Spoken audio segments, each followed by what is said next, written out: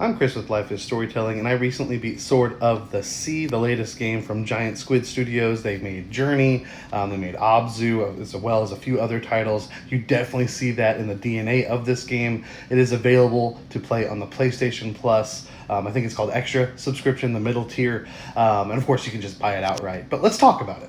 First off, before anything else, this game does deserve a nomination this year at the Game Awards for art direction. Will it win? I know we're expecting a sweep from Expedition 33, but this art needs to be talked about.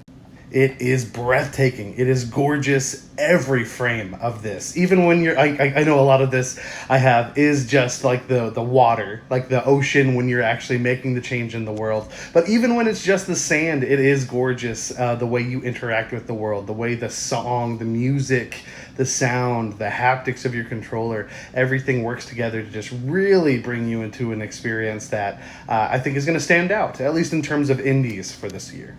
The narrative here is 100% visual. You do not have like any dialogue or whatnot. It is a silent game in terms of like people speaking. There's a lot again in terms of like the world you're interacting with. You hear yourself gliding on the sand, on the water, on the waves.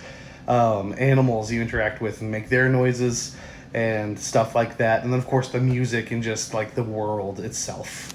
And essentially what that narrative is you, the person on the left here, who has this sword, could be called the Sword of the Sea, we don't really know. You are going around this desert world spreading water. You're like hydrating it, essentially. When you do hit these points, you are spreading the waves, giving it life. It's very much like giving like life to an otherwise desolate world. And you see like the creatures come in as you're doing this, like the dolphins, like you see here above me, and other sea life. And really fun fact, especially if you're going for the plat, there's a large sea creature in all of these areas as you like finish them, like fully integrate them into the water. And if you ride them, you get a trophy for them. So I definitely recommend going for it. But also, this game lets you ride an orca, and I love that. I love orcas. They're like my favorite animal, and it's just so cool. It's really cool. There is an enemy of sorts in terms of the snake. It's really the only opposition, and you do have kind of like a boss battle towards the end with it. But yeah, overall, the narrative isn't what you're really here for. It's the experience, and I do think it is beautiful and has a lot to offer. And in the final fight, you even get to incorporate some of like the sea creatures you save along the way, and I love that. It makes it just really fun.